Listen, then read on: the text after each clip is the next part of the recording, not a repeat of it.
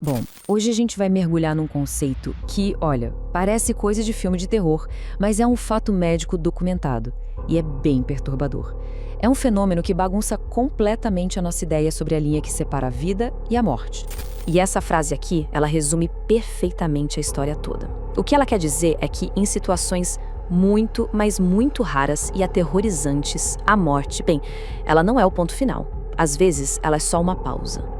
Geralmente, a gente acha que o processo é bem claro, né? E sem volta.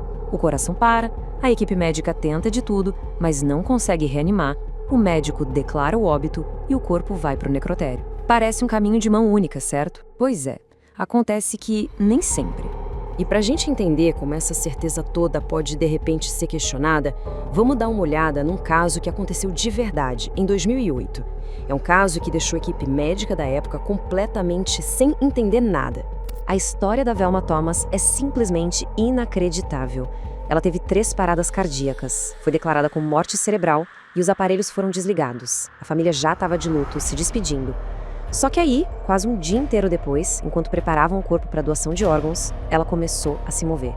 E o mais impressionante, dias depois, ela teve uma recuperação que muitos chamaram de milagrosa.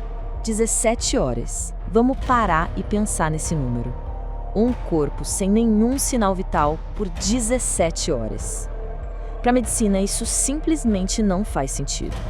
Qualquer chance de recuperação já deveria ter desaparecido há muito, muito tempo. Mas esse despertar que parece impossível não é um milagre isolado.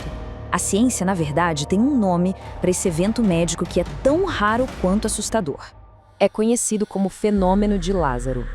A definição médica oficial é basicamente essa: o retorno espontâneo da circulação depois que os médicos já desistiram da reanimação e declararam a pessoa como morta. É, literalmente voltar à vida do nada. Tá, mas como isso é possível? A teoria principal é que existe uma espécie de falha bizarra na física da reanimação.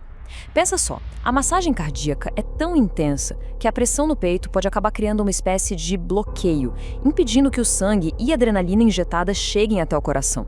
Aí, horas depois, com o corpo já em repouso no necrotério, essa pressão alivia. A adrenalina, que estava ali presa, finalmente se solta, atinge o coração e, pá, liga ele de novo. E é exatamente aqui que a ciência se encontra com um dos nossos medos mais profundos e antigos. Esse fenômeno não é só uma curiosidade médica, ele é a materialização de um pavor que assombra a humanidade há séculos. Agora, vamos tentar imaginar o cenário.